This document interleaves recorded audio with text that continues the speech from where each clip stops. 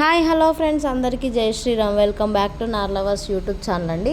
ఈరోజైతే ఒక important matter చెప్పాలనుకుంటున్నా. Skip చేయకుండా చూడండి. ఇది చాలామందికి చిన్న పిల్లలు ఉన్న వారికి అయితే యూజ్ అవుతుంది. రీసెంట్గా మా ఇద్దరు పిల్లలకైతే స్టమక్ పెయిన్ వచ్చి నేను హాస్పిటల్ తీసుకెళ్తే డాక్టర్ ఏమన్నారంటే ఇది నార్మల్ స్టమక్ పెయిన్ అయితే కాదు, చిన్న చిన్న కడుపులో కురుపుల్లాగా వచ్చినాయని చెప్పిండ్రు. ఎందుకు సార్ అని అడిగితే ఏమన్నారంటే మనం తినిపించే తిండి వలన అని అన్నారు. అందులో ముఖ్యంగా పాలు, ప్యాకెట్ పాలు ఉంటాయి కదా, మనమైతే రెగ్యులర్గా తాగిపిస్తూ ఉంటాం. పాలు హెల్దీ అని, కాల్షియం వస్తుందని, ఏదో వస్తుందని తాగిపిస్తూ ఉంటాం. కానీ అవి పాలు కాదు, కెమికల్లే తాగిపిస్తున్నాం అన్నమాట మన పిల్లలకి.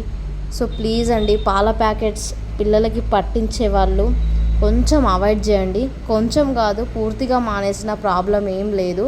కానీ అస్సలు పాలు మాత్రం పట్టించొద్దు. ఇది మా పిల్లలకి, మా చిన్న పాపకైతే ఇది పాల వల్ల థర్డ్ టైం అన్నమాట ఇట్లా రియాక్షన్ అవ్వడము. ఫస్ట్ అయితే ఒకసారి నోట్లో ఫంగల్ ఇన్ఫెక్షన్ అయింది. కొన్ని రోజులు మానేసి మళ్ళీ పాలు లేకపోతే హెల్త్ బాగుండదు అనేసి మళ్ళీ రెగ్యులర్గా స్టార్ట్ చేస్తే మళ్ళీ రీసెంట్గా అయితే స్టమక్ పెయిన్ వచ్చింది. దాంతోపాటు నా పెద్ద కూతురుకు కూడా వచ్చిందన్నమాట. సో ఎంత వీలున్నంత వరకు అయితే పాలను అయితే అవాయిడ్ చేయండి ఫ్రెండ్స్. మనం ఇంట్లో చేసిన ఫుడ్ ఏది పెట్టినా మంచిదే, కానీ పాల ప్యాకెట్స్ మాత్రం అస్సలు యూజ్ చేయొద్దు. అది పాల ప్యాకెట్ కాదు, కెమికల్.